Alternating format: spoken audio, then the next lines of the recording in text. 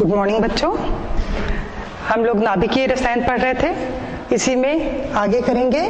और आज अभी अपन पढ़ेंगे गामा किरणों के बारे में।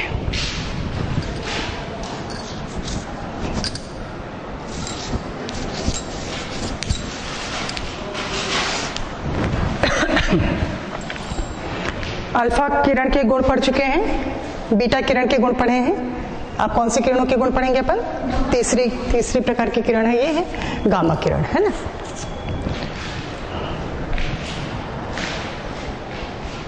जब रदरफोर्ड ने अपना प्रयोग किया था तो उन्होंने क्या देखा था कि लेड के बॉक्स में अगर किसी रेडियो एक्टिव तत्व को रख दिया जाए और विद्युत प्रवाहित की जाए तो क्या होता है। कुछ किरणें ऐसी होती हैं जो धन प्लेट की ओर आकर्षित होती हैं, कुछ किरणें ऐसी होती हैं जो ऋण प्लेट की ओर आकर्षित होती हैं, और कुछ किरणें ऐसी भी होती हैं जो दोनों प्लेट की ओर आकर्षित ना होकर के सीधे निकल जाती हैं। अर्थात वो किस प्रकृति की होंगी?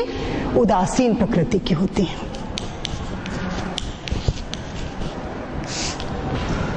जब इन किरणों का अध्ययन किया गया तो ये देखा गया कि ये जो गामा किरणें हैं, ये गामा किरणें किसी भी विद्युतीय क्षेत्र की ओर विक्षेपित नहीं होती हैं, अर्थात ये उदासीन प्रकृति की हैं। ये किरणें फोटॉन से बनी हुई होती हैं। ऐसा कहा जाता है कि जो बीटा किरण होता है, बीटा किरण के द्वितीयक प्रभाव के द्वारा गामा किरणों की उत्पत्ति हुई है। कैसे? जैसे कैथोड किरणें हैं, है ना। कैथोड किरणों से एक्सरे की उत्पत्ति होती है। रॉटनजन ने क्या किया था? कैथोड किरणों से एक्स किरणों की खोज की थी, उत्पत्ति की थी। वैसे ही ये माना जाता है कि बीटा किरणों के द्वारा गामा किरण की उत्पत्ति हुई है। तो इन्हों सेकेंडरी रेज अपन मान सकते हैं। ये फोटॉन से बनी हुई है। किस चीज से बनी हुई है? फोटॉन से बनी हुई है। तो ये बोला जा सकता है कि ये अद्रव्य है, non material, non metal, metal नहीं मटेरियल, मैटर, है ना, अद्रव्य।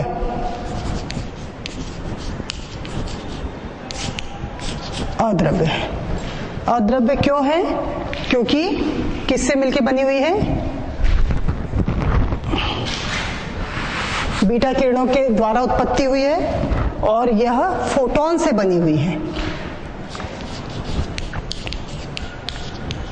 फोटॉन के द्वारा बनी हुई होती है। तो इन किरणों को कहा जाता है गामा किरणें। इनमें कोई भी आवेश नहीं है, इसीलिए तो जब विद्युतीय क्षेत्र की ओर विक्षेपित नहीं हो रही है और ये सीधे निकल जा रही है ना। इनका वेग,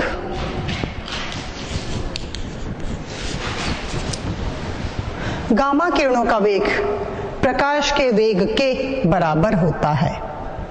गामा किरणों का वेग प्रकाश के वेग के बराबर होता है, ठीक है। 3 into 10⁻10 मीटर पर सेकेंड प्रकाश का वेग है। प्रकाश के वेग के बराबर ही इन किरणों का वेग भी होता है। फिर गतिज ऊर्जा,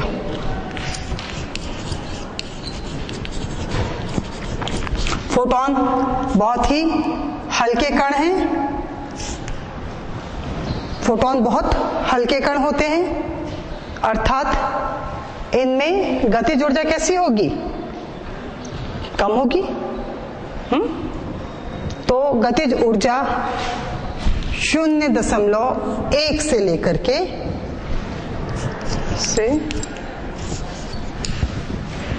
तो एम इलेक्ट्रॉन वोल्ट इतनी तक गतिज ऊर्जा इसकी होती है, ठीक है।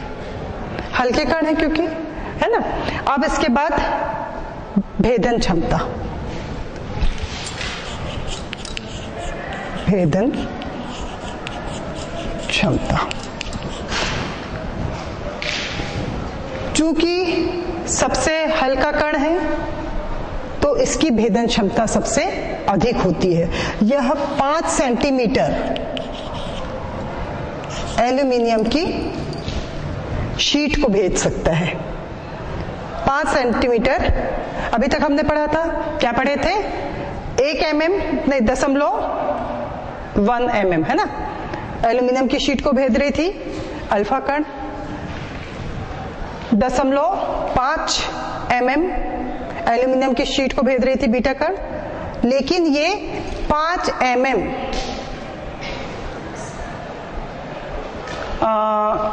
एल्यूमिनियम शीट को भेदने की क्षमता रखती है।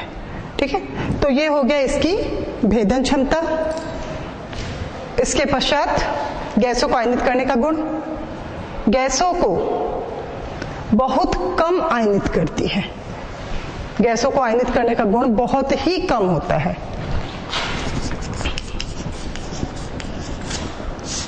गैसों को आयनित करने का गुण बहुत कम होता है। क्यों कम होता है? क्योंकि ये बहुत ज्यादा हल्के कण हैं, बीटा कण से भी हल्के होते हैं, इसीलिए इनके आयनन ऊर्जा बहुत कम होती है। गैसों को आयनित करने की जो क्षमता है वो बहुत कम होती है ना। हल्के होते हैं तो अगर गैस से टकरा भी रहे तो उसमें से इलेक्ट्रॉन को मुक्त नहीं कर पाते हैं। ठीक है, इसके पश्चात विद्युतीय क्षेत्र में तो मैं बता चुकी हूँ, उदासीन प्रकृति की तो ना ये विद्युतीय क्षेत्र में विक्षेपित होगी और ना ही चुंबकीय क्षेत्र में विक्षेपित होती है। अगर फोटोग्राफिक प्लेट पे देखा जाए तो फोटोग्राफिक प्लेट पे और जिंक सल्फाइड पे दोनों में बहुत ही कम प्रभाव छोड़ती है। गामा किरणें जिंक सल्फाइड पे अगर पड़ती हैं तो स्फुरदीप्ति उत्पन्न करती हैं ना, तो ना तो ये ज्यादा स्फुरदीप्ति उत्पन्न कर पाते हैं और ना ही फोटोग्राफिक प्लेट को प्रभावित कर पाते हैं। ये हो गया गामा किरणों की विशेषताएं। मैंने पिछले कालखंड में आपको बताया था अल्फा किरणों की विशेषता, बीटा किरणों की विशेषता, और आज अपन ने पढ़ा है गामा किरणों की विशेषता। अब हमें इन तीनों किरणों की तुलना करना है। अल्फा किरण, बीटा किरण और गामा किरणें, इन तीनों की तुलना करेंगे।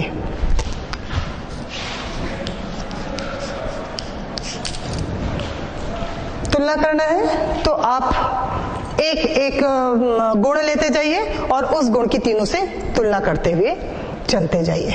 ठीक है, तो सबसे पहले अपन लेंगे द्रव्यमान या भार। पहला गुण कौन सा हो गया?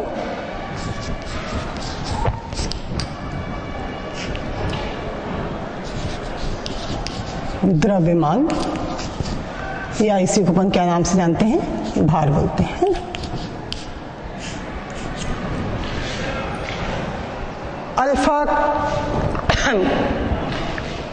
अल्फा विकिरण जो होता है इसका भार कैसा होता है? कितना है? 4 AMU, 4 एटॉमिक मास यूनिट, है ना, एटॉमिक द्रव्यमान यूनिट। किसका? अल्फा किरणों का। बीटा का कितना होता है? इलेक्ट्रॉन के भार के बराबर है, तो इसको हम नगण्य मान सकते हैं, या ये बोलें कि यह हाइड्रोजन के भार का 1/1828 इतना हल्का कण होता है। कौन सा? बीटा कण। तीसरा गामा किरण। गामा किरणें, इसका भी वेट को हम, इसका भी भार को हम नगण्य मान सकते हैं, है ना। तो ये हो गया तीनों में पहला अंतर द्रव्यमान के बारे में। दूसरा आवेश।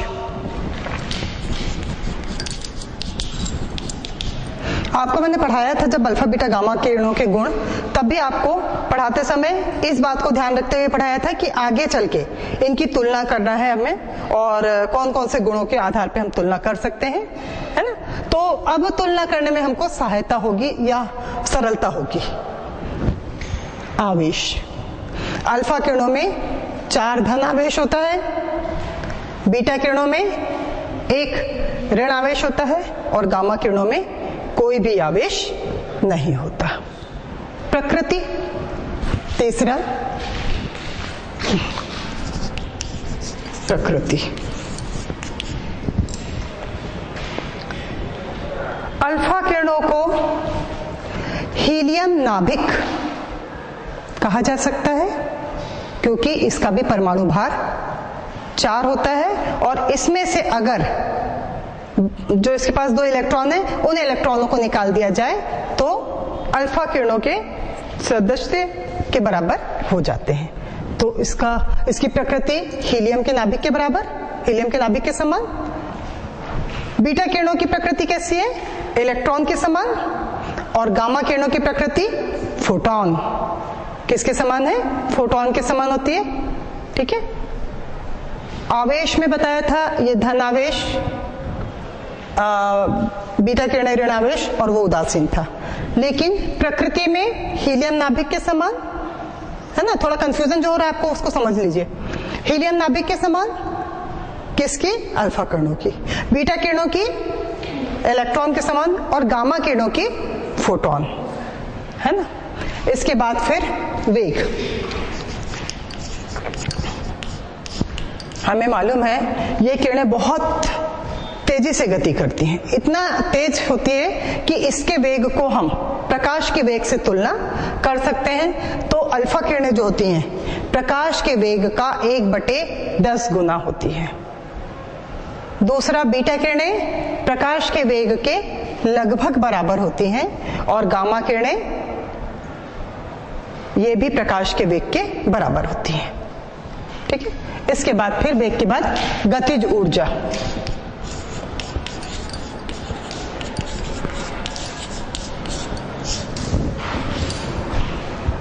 गतिज ऊर्जा बहुत तेजी से गति कर रही है, इसी कारण इनमें जो ऊर्जा उत्पन्न हो रही है गतिज ऊर्जा हो गई। अल्फा किरणें, चूंकि अल्फा किरणें भारी है ना, तो इसकी गतिज ऊर्जा सबसे अधिक होगी। कितनी थी? बताया था मैंने आपको पिछले चैप्टर में। कितनी होती है? 4.9 MeV, मतलब मेगा इलेक्ट्रॉन वोल्ट। ठीक है। इसके बाद बीटा किरणों की 0.5 से लेकर के 2 MeV तक, और तीसरा गामा किरणें वो 0.1 से 2 तक। तो ये हो गई इनकी गतिज ऊर्जा। सबसे ज्यादा गतिज ऊर्जा अल्फा किरणों में होती है, फिर बीटा किरण, और उसके बाद फिर गामा किरणों में होती है। गतिज ऊर्जा के पश्चात पढ़ेंगे हम भेदन क्षमता। 6वां पॉइंट, ये गतिज भेदन क्षमता। अल्फा किरणें 0.1 mm एल्यूमिनियम की शीट को भेद सकती हैं। बीटा किरणें कितना? 1 mm। बीटा किरणें 1 mm एल्यूमिनियम शीट को भेदती हैं। और गामा किरण की भेदन क्षमता सबसे अधिक होती है। कितनी? 5 सेंटीमीटर।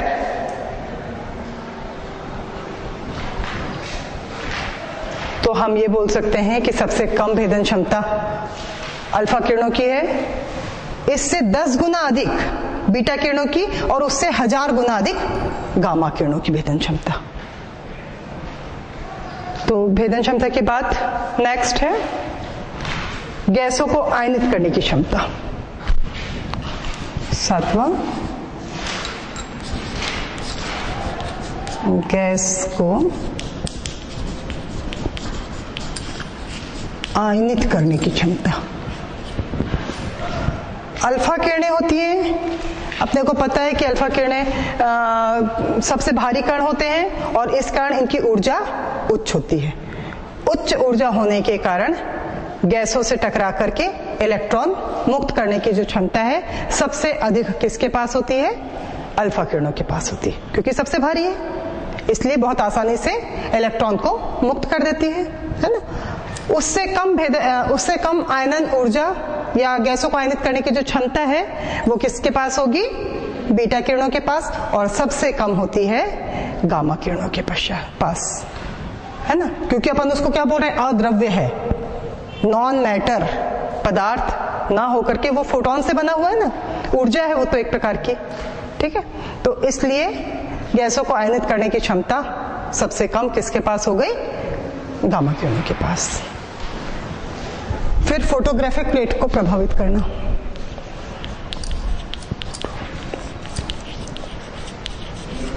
फोटोग्राफिक प्लेट, तो जो अल्फा किरणें होती हैं वो फोटोग्राफिक प्लेट को प्रभावित करती हैं बहुत ज्यादा, और इसके साथ साथ जिंक सल्फाइड की प्लेट को भी प्रभावित करती हैं।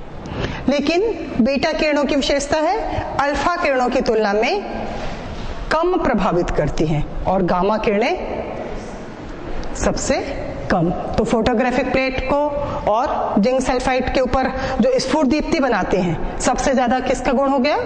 अल्फा किरणों का, उससे कम बीटा किरणों का, और सबसे कम होगा गामा किरणों का। तो ये हो गया तुलना किसकी?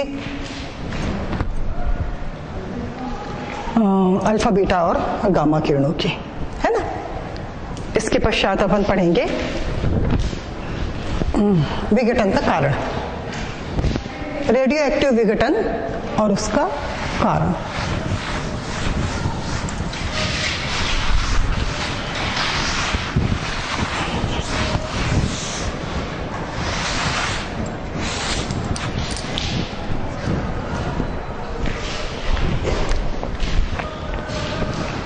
रेडियो एक्टिव विघटन का कारण, रेडियो एक्टिव विघटन का कारण। रेडियो एक्टिव विघटन का जो कारण है वह कारण है एनपी अनुपात। एनपी अनुपात। अब ये एनपी अनुपात क्या है? एनपी अनुपात क्या है? न्यूट्रॉन और प्रोटॉन, है ना। न्यूट्रॉन और प्रोटॉन का जो अनुपात होता है वो कहलाता है एनपी अनुपात। अपन कोई भी एक तत्व के लिए ले लेते हैं, मान लीजिए हमने कार्बन ले लिया। कार्बन का परमाणु भार कितना है? 12 है। परमाणु क्रमांक 6 है। इलेक्ट्रॉनिक विन्यास कितना होगा? 2 और 4। मतलब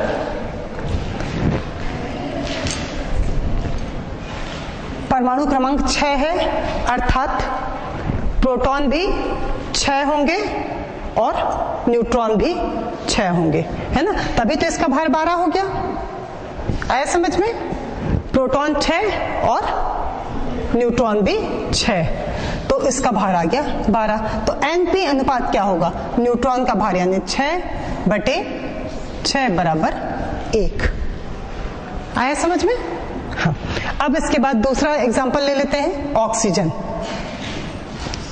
ऑक्सीजन, ऑक्सीजन का परमाणु भार कितना होता है? 16। परमाणु क्रमांक 8। तो प्रोटॉन की संख्या भी 8 होगी और न्यूट्रॉन की संख्या भी 8 होगी। तो इसका 8/8 बराबर 1। इसका अनुपात भी, न्यूट्रॉन और प्रोटॉन का अनुपात क्या आ गया? 1 आ गया। कुछ विषम संख्या वाले को ले लेते हैं अपन, जैसे सोडियम। सोडियम का परमाणु भार हो गया 23 और परमाणु क्रमांक हो गया 11। न्यूट्रॉन की संख्या कितनी होगी? अब 11 दूनी 22 होता, 1 न्यूट्रॉन और बढ़ेगा, तो न्यूट्रॉन की संख्या हो गई 12 और प्रोटॉन की संख्या हो गई 11। तो तो 12/11 बराबर 1.08 या 9 कुछ आएगा, 1.8 या 1.9 इस टाइप से आएगा, है ना, 1.08, ठीक है, या 1.09 देख लीजिएगा, निकाल लीजिएगा। तो हम ये देख रहे हैं कि एनपी का जो अनुपात है ये 1 या 1.0 ज्यादा से ज्यादा 1.1 1.2 तक के वाले जो तत्व होते हैं वो कैसे होते हैं, स्थायी होते हैं। लेकिन इससे ज्यादा अगर एनपी अनुपात हो जाता है, एनपी का अनुपात यदि 1.5 या उससे अधिक हो गया तो वे तत्व हो जाते हैं अस्थायी, जैसे यूरेनियम, यूरेनियम 238 और 92, ठीक है। परमाणु भार हो गया 238, परमाणु क्रमांक हो गया 92। तो अब ये आप बताइए कि इसके पास न्यूट्रॉन की संख्या कितनी होगी, क्योंकि हमें मालूम है परमाणु क्रमांक अर्थात प्रोटॉन और इलेक्ट्रॉन की संख्या। तो प्रोटॉन की संख्या कितनी आ गई, 92 आ गई। न्यूट्रॉन की संख्या कितनी हो गई, 238 में से 92 को घटा दीजिए, कितना आएगा, 6 4 146 आया ना, ठीक है। तो हम ये देख रहे हैं कि यहाँ पे न्यूट्रॉन और प्रोटॉन का जो अनुपात है ये अनुपात हो जाएगा 146/92। तो ये आ जाएगा, अगर इसका भाग दें तो हमें मिलेगा 1.5। तो वे पदार्थ जिनका एनपी अनुपात 1.5 या उससे अधिक होता है वे तत्व अस्थायी होते हैं, और अस्थायी होने के कारण ये रेडियो एक्टिव विघटन का कारण बनते हैं। मतलब इनमें से अल्फा बीटा और गामा किरणें निकलती रहती हैं। ये किरणें कब तक निकलेंगी, जब तक कि कोई तत्व अस्थायी तत्व स्थायी में परिवर्तित ना हो जाए, ठीक है।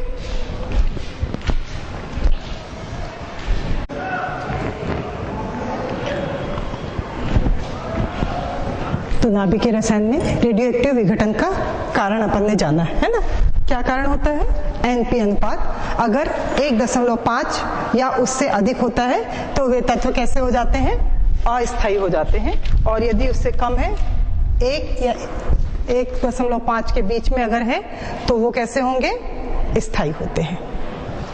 अब रेडियो एक्टिव विघटन का सिद्धांत, कारण तो हो गया, अब रेडियो एक्टिव विघटन का सिद्धांत।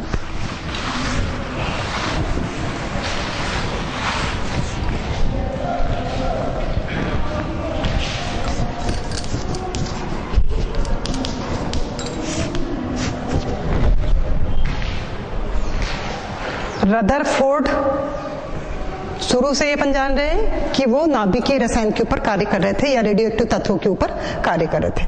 उनके साथ शोडी नामक एक वैज्ञानिक थे। तो रदरफोर्ड और शोडी, यहाँ लिखो,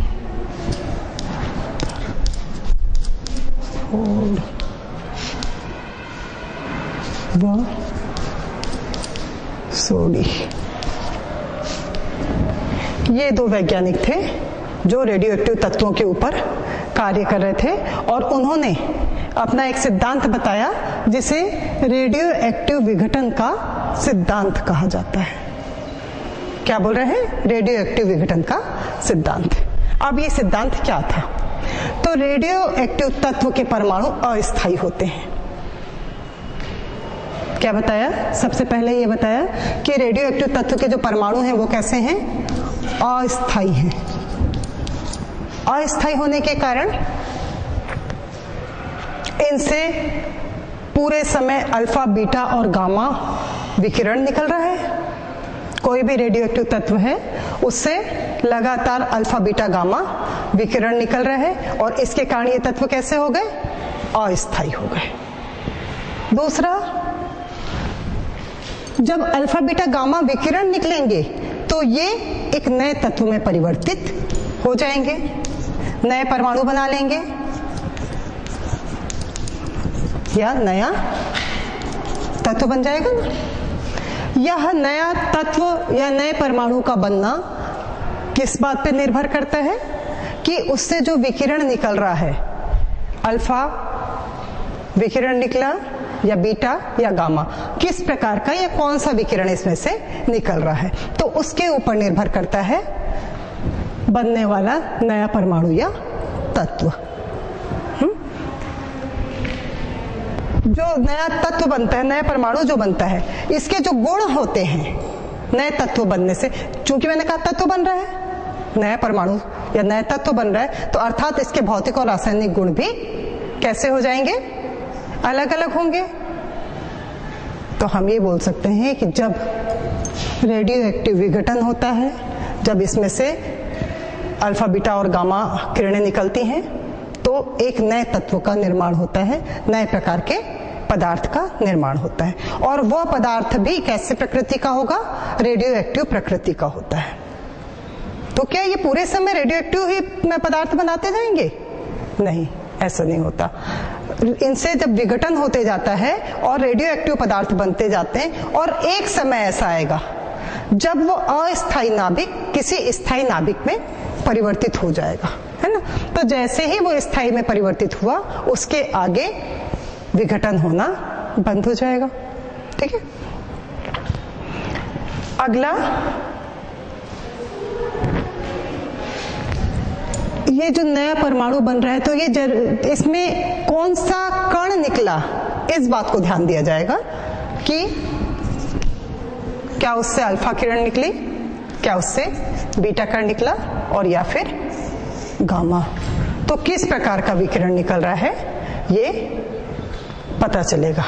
जैसे अपन बोलते हैं जो गामा किरणें होती हैं, गामा किरणें कैसे पैदा हो रही हैं, कैसे उत्पन्न हो रही हैं, बीटा किरणों के द्वितीयक प्रभाव के द्वारा। मैं आपको पहले भी बता चुकी हूं कि जैसे कैथोड किरणों से एक्सरे उत्पन्न होती है, वैसे ही बीटा किरणों से गामा किरणें उत्पन्न होती हैं, है ना। इसके बाद आयन, जो उत्पन्न पदार्थ होता है, उत्पन्न परमाणु होता है, वह किस प्रकृति का होगा, उसका परमाणु भार क्या होगा, उसका परमाणु क्रमांक क्या होगा, है ना। तो ये किसके ऊपर निर्भर करेगा, यह निर्भर करेगा उत्सर्जित कण की प्रकृति के ऊपर, कण की प्रकृति के ऊपर निर्भर करेगा कि किस प्रकार का कण उत्पन्न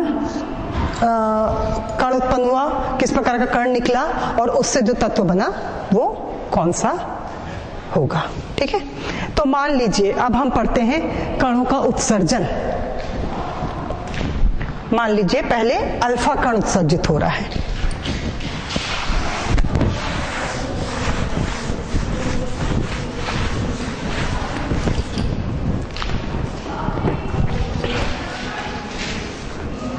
अल्फा कण उत्सर्जन।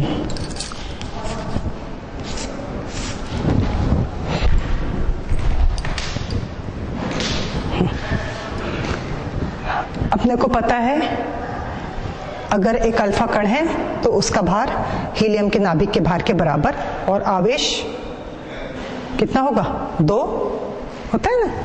तो यदि इसमें से किसी रेडियो एक्टिव तत्व में से एक अल्फा कण उत्सर्जित होता है तो क्या होगा। एक एग्जांपल ले लेते हैं, जैसे X है, इसका परमाणु भार हो गया A और परमाणु क्रमांक हो गया Z। इसमें से अगर एक अल्फा कण उत्सर्जित हो रहा है, इसमें से अगर एक अल्फा कण उत्सर्जित हो रहा है, तो कौन सा पदार्थ बनेगा, Y बन गया। इसका परमाणु भार कितना हो जाएगा, A-4, और परमाणु क्रमांक क्या हो जाएगा, Z-2। समीकरण पूर्ण हो गया क्या, नहीं। हमको इसके साथ साथ क्या लिखना पड़ेगा, अल्फा कण उत्सर्जित हुआ है ना, तो हीलियम, इसका भार 4 और परमाणु क्रमांक 2। इस तरीके से किसी नाभिकीय समीकरण को लिखा जाता है ना। ये किसके लिए है? अल्फा कण के उत्सर्जन के लिए। अब अपन उदाहरण देख लेते हैं। यूरेनियम ही ले लेते हैं, चलिए। 238 आपको बता चुकी हूं, परमाणु भार यहां लिखा जाता है, परमाणु क्रमांक नीचे। यूरेनियम का परमाणु क्रमांक 92। जब इसमें से एक अल्फा कण उत्सर्जित हो रहा है, क्या होगा? परमाणु भार में कितनी कमी आएगी? 4 की, और परमाणु क्रमांक में 2 की। तो बनने वाला जो पदार्थ होगा वो पदार्थ होता है थोरियम, जिसका परमाणु क्रमांक हो जाता है 90 और 234। यूरेनियम है 238, 92, इससे एक अल्फा कण निकल गया। जब एक अल्फा कण निकला तो इसका भार हो गया, इसका भार 234 हो गया और परमाणु क्रमांक हो गया 90 प्लस हीलियम 4 और 2।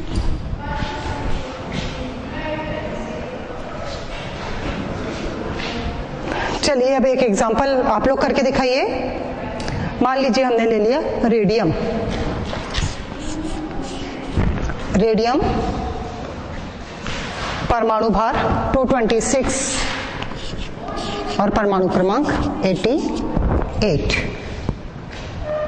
रेडियम 226 और 88 है ना। इसमें से एक अल्फा कण निकलना है।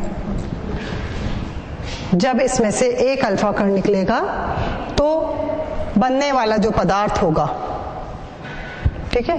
अब यदि आपको उसका पदार्थ का नाम नहीं मालूम है तो आप एक्स कर सकते हैं, एक्स वाई जेड कुछ भी कर सकते हैं। इसका भार कितना हो जाएगा और क्रमांक कितना हो जाएगा बताइए। 222 परमाणु भार हो गया और परमाणु क्रमांक हो जाएगा 86, ठीक है। तो 86 परमाणु क्रमांक वाला पदार्थ हमको प्राप्त हो जाएगा, है ना। इस तरीके से हम ये देखते हैं कि अगर अल्फा कण निकलता है तो इतना में पर्याप्त नहीं, इसको हमको पूरा समीकरण पूरा करना पड़ेगा ना, 4 और 2, ठीक है। अब अल्फा कण का उत्सर्जन समझ में आया। जब कोई भी पदार्थ से, रेडियोएक्टिव तत्व से अल्फा किरण अगर निकल रही है, एक अल्फा कण अगर निकल रहा है तो एक अल्फा किरण के निकलने से उसके परमाणु भार में 4 की कमी आई और परमाणु क्रमांक में 2 की कमी आई, ठीक है। नेक्स्ट, कौन सा कण का उत्सर्जन?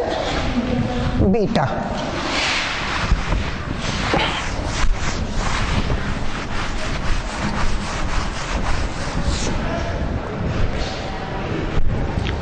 कोई भी पदार्थ है, अच्छा 86 था ना परमाणु क्रमांक, हाँ। अगर वो, वैसे मैं आपको बता दे रही हूँ, वो बनता है रेडॉन, लेकिन अगर आपको मालूम नहीं है तो आप उसको एक्स या वाई इस तरीके से कुछ भी लिख सकते हैं, है ना, पदार्थ का अगर नाम आपको नहीं ज्ञात है तो। और आवर्त सारणी में आप देखेंगे कि परमाणु क्रमांक तो निश्चित होगा, किसी भी पदार्थ का परमाणु क्रमांक निश्चित होगा, लेकिन परमाणु भार में कम या ज्यादा हो सकता है। ऐसा क्यों हो सकता है? क्योंकि उससे जरूरी नहीं है कि अल्फा ही कण निकल रहा है, उससे बीटा कण भी तो निकलेगा। तो जब बीटा कण भी निकलेगा तो उसका भार अपरिवर्तित रहेगा, लेकिन क्रमांक बदल जाएगा, है ना। तो इस तरीके से अब अपन पढ़ेंगे बीटा कण का उत्सर्जन। बीटा कण जो होता है नाभिक के न्यूट्रॉन से बनता है, ठीक है। बीटा कण का उत्सर्जन कहां से हो रहा है? नाभिक में उपस्थित न्यूट्रॉन के द्वारा। तो ये जब उत्सर्जित होगा तो क्या बनाएगा? एक प्रोटॉन धन 1 इलेक्ट्रॉन, ठीक है, और धन बीटा कण।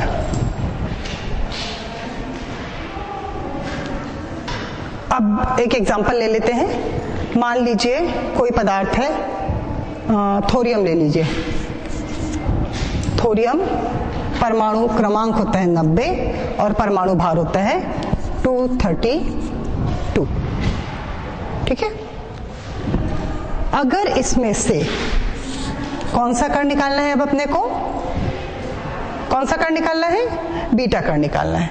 तो जब एक बीटा कण निकलता है तो परमाणु भार और परमाणु क्रमांक में क्या परिवर्तन आएगा, बताइए। जो पदार्थ बन रहा है, बनने वाला पदार्थ होता है, उसका परमाणु भार तो वही होगा, क्योंकि क्यों वही है, क्योंकि बीटा कण इतना हल्का होता है कि उसके भार को अपन नगण्य मान लेते हैं। लेकिन परमाणु क्रमांक में 1 की वृद्धि हो जाती है। तो परमाणु क्रमांक क्या हो गया, 90 था, अब कितना हो गया, 91।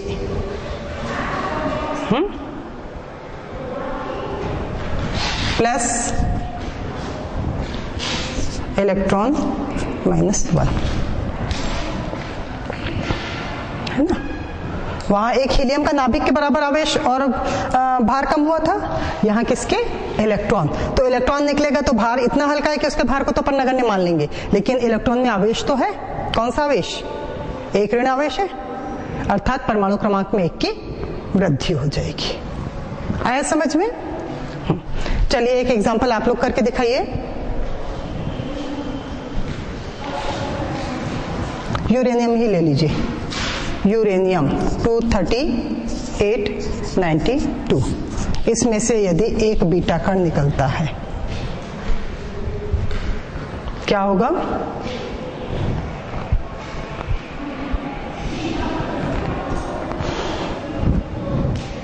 (92) है ना। क्या बनेगा, जो भी पदार्थ बन रहा है, अभी मैं उसको X प्रदर्शित कर रही हूं, नाम बताऊंगी। परमाणु भार कितना हो जाएगा अब इसका, 238 ही होगा। क्यों होगा, क्योंकि इलेक्ट्रॉन के भार के बराबर निकल रहा है, वेट नगण्य। लेकिन परमाणु क्रमांक परिवर्तित हुआ, कितना हो गया, 93 प्लस E, इसका वेट 0 और आवेश 1, है ना।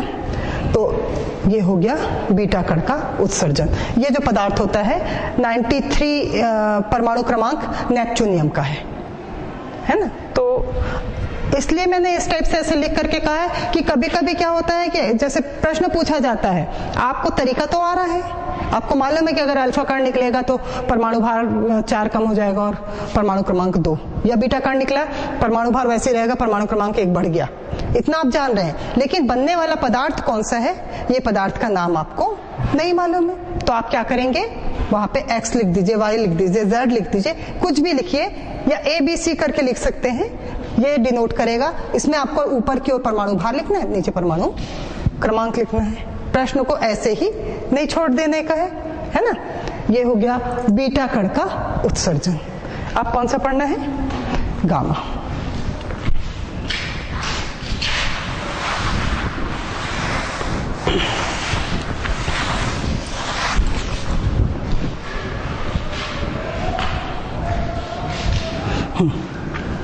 गामा कण का उत्सर्जन अगर हो रहा है तो उसके परमाणु भार में क्या परिवर्तन आएगा, बताइए।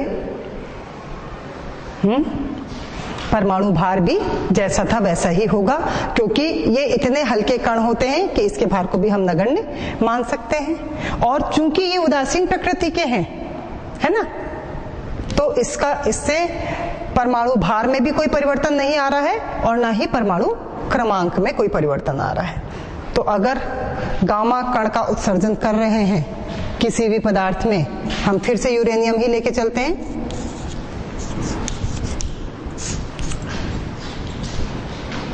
तो उसका परमाणु क्रमांक इतना ही रहेगा, परमाणु भार भी उतना ही रहेगा, बस इसमें से एक गामा कण निकल जाएगा। आया समझ में?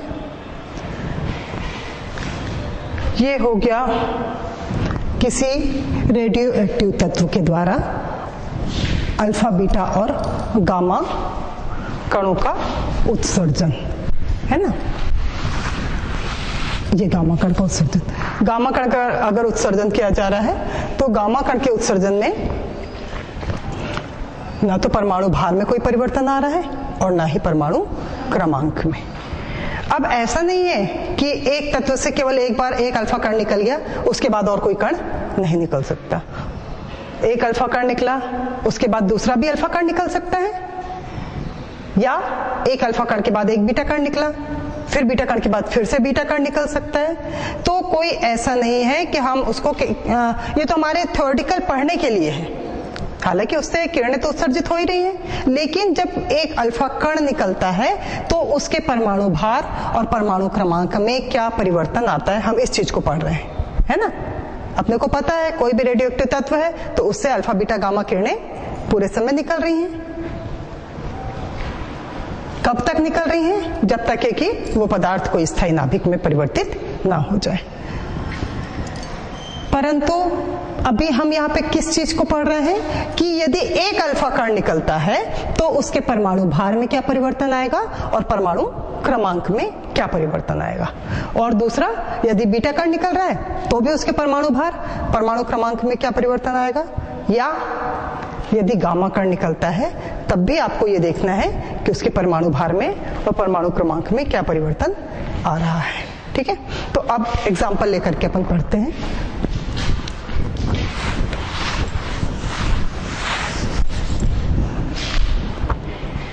पदार्थ कौन सा लूं? यूरेनियम ही लेती हूं।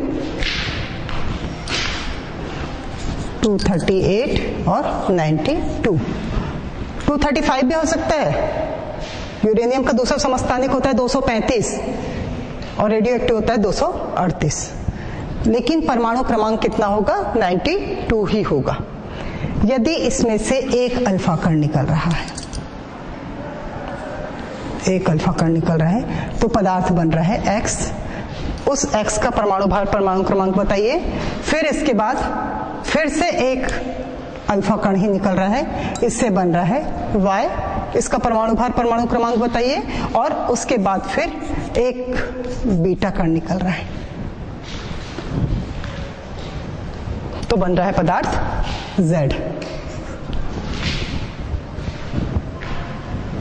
यूरेनियम 235 और 92 हमने लिया, इसमें से पहले एक अल्फा कण निकालिए तो X पदार्थ बनेगा। परमाणु भार कितना हो जाएगा? 4 कम कर दीजिए, 234 और 90, ये बन गया X, है ना, बना ना। हाँ, इसके बाद दूसरा फिर से अल्फा कण ही निकल रहा है, तो जब दूसरा अल्फा कण निकलता है तो परमाणु भार कितना हो जाएगा? 230, लेकिन परमाणु क्रमांक अब कितना हो गया? 88 हुआ। यहां से एक अल्फा कण निकला 90 और एक और अल्फा कण निकला 88। अब क्या बोल रहा है? बीटा कण निकल रहा है। बीटा कण निकला, परमाणु भार कितना हो गया? 230 ही रहेगा, लेकिन परमाणु क्रमांक क्या हो गया? 89। आवर्त सारणी पढ़ा रही थी, एक्टिनियम 89 होता है, बता चुकी हूं आपको पहले भी। ठीक है, तो ये जो X पदार्थ बना, इसका परमाणु क्रमांक 90 हो गया, परमाणु भार 234 हुआ। फिर से अल्फा कण हमने निकाल दिया तो इसका परमाणु भार हो गया इतना, परमाणु क्रमांक ये। अब बीटा कण निकाल रहे हैं, है ना, बदल देते हैं इसको।